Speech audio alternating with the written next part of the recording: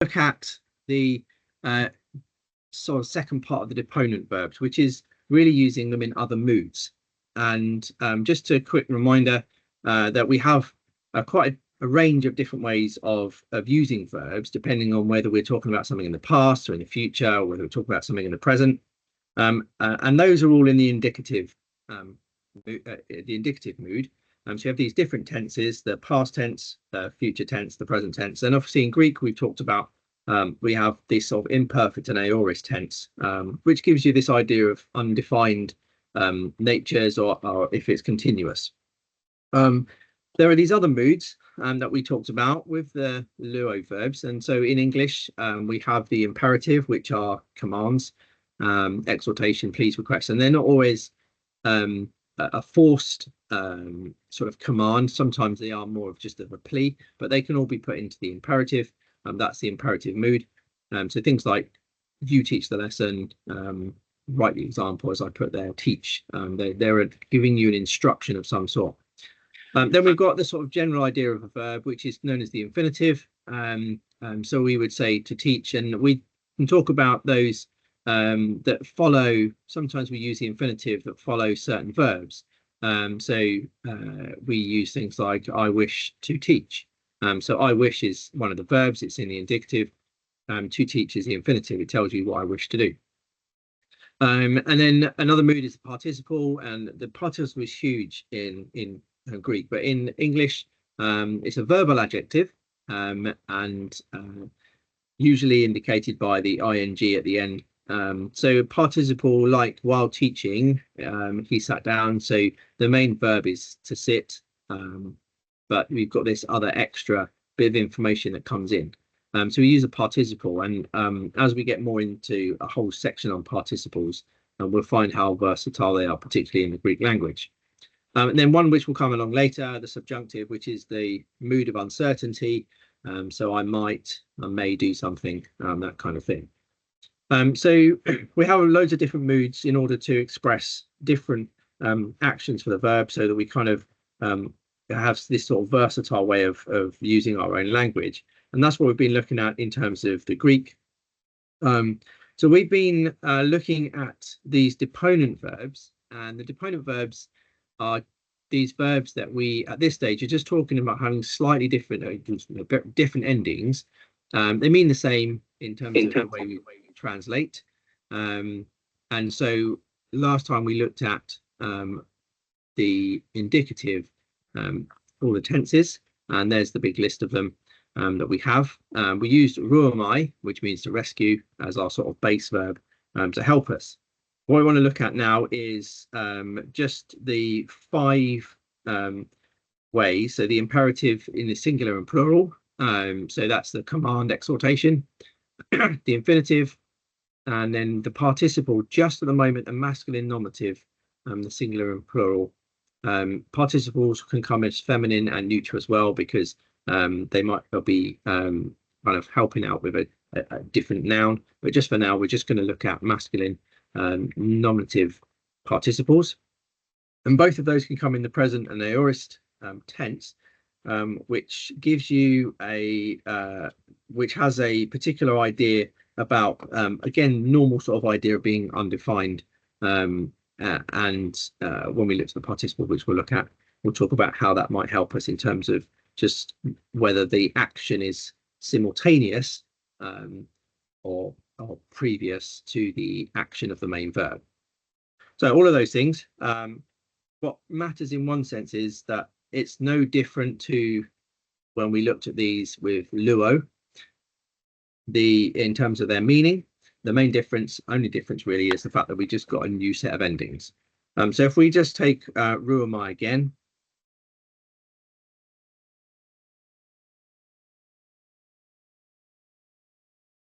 which is obviously to rescue.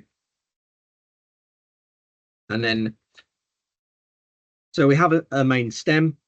So our stem is, as it's going to be, that ru, and then we just got these new endings. So our present imperative in the singular, so which is telling you to rescue, you rescue, is going to be ru, and then you've got ruista, or our imperative present plural. So if you're speaking to a group of people to rescue something, or keep on doing it.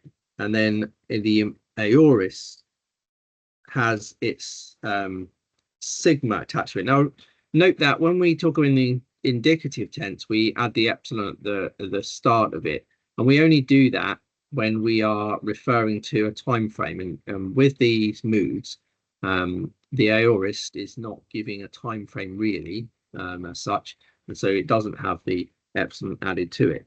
However, it does have the sigma. So we've got rusasta. So you'll kind of see that the endings in the plural have a similarity, but as we've kind of noted, hopefully before, the aorist often has the alpha part to the ending. Okay, so rusasta and rusesta. So those are imperative and present aorist. So our endings, and the usual things will happen if we need to contract a consonant at the end of stem with the aorist. So the infinitive is ruiste. So we've got a present infinitive and an aorist infinitive. So the kind of same things apply for its definition. But you'll notice, hopefully, again, a certain similarity with the present and aorist above with the plural form. So we got ruestai, and then we got rusestai. So again, you've got this sigma that's added, which is this one, and then you've got an alpha here instead of an epsilon. Right. So that would be to rescue, and you can kind of translate both of those to rescue in the infinitive. And then the participle, just for now, this the singular form.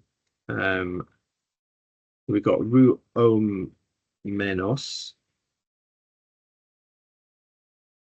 and then you've got rusamenos. So you have a very similar ending again. Here we've got an omicron there, and we've got the alpha with the sigma added, as always. And then you have your ruomenoi. You'll notice the ending here for the nominative, the masculine nominative, has this os and oi, which is something you'll be familiar with masculine nouns.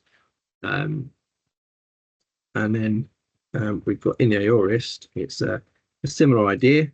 We just change the omicron. We've got the sigma added and the alpha. Okay, so these are the main endings. These are the ones we want to look at today. So it's just kind of familiarizing yourself with this new set of endings that come for these particular moods that we'll use. So it's just something else to add into our translation. So if we just look at a couple of examples, and hopefully we can do a little bit of comparison with some of the words in just a moment. So if we go for arku proseuchestai, then if we want to try to translate that, so usual stuff we've got to do, which is to work out what our ending is, what our stem is. Okay, so we have a stem here, which is arc. So if you take that as archami, so you kind of learn what that word is. So look at that one. So for archami, we're talking about beginning, to begin. So this means I begin. But we are in an imperative, and it's a singular, right, because of the u. So if that's our main verb, then our ending is going to tell us that we are dealing with an imperative, and it's singular. Right, so we might put you begin, or we just put begin. And then pros euchaste, if we look at that, that's also one of the words from these moods here. And this is our ending, which we'll start with, because it's one of those endings which you kind of like get to notice quite quickly, I think. It's the same with the infinitive ending for the other verbs, which has a very particular sort of form. So we're talking about an infinitive here, and we are in a present. So it's the kind of idea of, I guess, continuing to do that in some way. And then proseuchomai, which is to pray. So begin to pray. Right.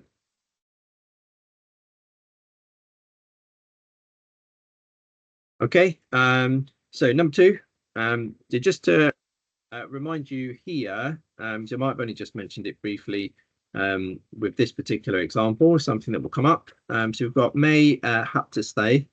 So again, if we look back at our, we'll do the verb first, and then we'll talk about the word at the front of it. So firstly, we have an ending here, este, which is going to come from our plural imperative. So we have haptomai is the verb. Haptomai, which is to touch.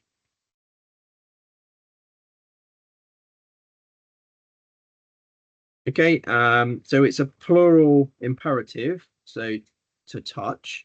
But may here, you maybe guess what that means, is the word that we use for not. Okay. Now, when we talked about negating something before, we used u. Okay. So you use u if you are in the indicative. So any of the indicative tenses, right, you'll use u for not doing something. In the other moods, you'll use may. Okay, so they have two different ways of writing not to do something. So these are just in the other moods. All right, so this is do not touch. Okay, and it's talking plurally to a group of people, do not touch. So that's a command not to do something. Okay, and then finally, proskalumenoi. So here you will hopefully spot the fact that we have an ending which is this one. Okay, so we got and we got this extra little bit here, but that's because of the fact that this verb is proskalo and it has a little peculiar, slightly different ending to it. I missed an epsilon out there. It's Kaliomai. Right, it means to summon, but this part here, this epsilon, kind of does some weird things, it seems. So it's like the epsilon omega verbs that we talked about before, and we get those changes, don't we, at the end of a word when we kind of have certain endings that come onto it. All right, so that's what happens in this particular case. So proskalumenoi, it's a participle, and it's in the present tense. It's a present participle. So I'll just write that in as I summon. And this is the present participle. So a present participle happens simultaneously to the main verb. Okay, so we would perhaps translate this as while summoning. If it was the aorist, we'd put after summoning. Okay, so you kind of just think of it in terms of that. So while summoning ton anthropon, which is the man, and then haspatsanto. So haspatsanto. So this is one of those ones where if we were to look at the ending first, all right, so we've got anto, So it looks like an aorist, and it's certainly got a sigma, which is seems to have been either added in or something's changed, and it's got this eta at the start. Okay, so it comes from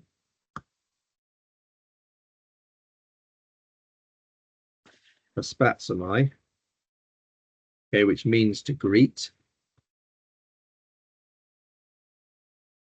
And it's in an aorist form. So while summoning a man,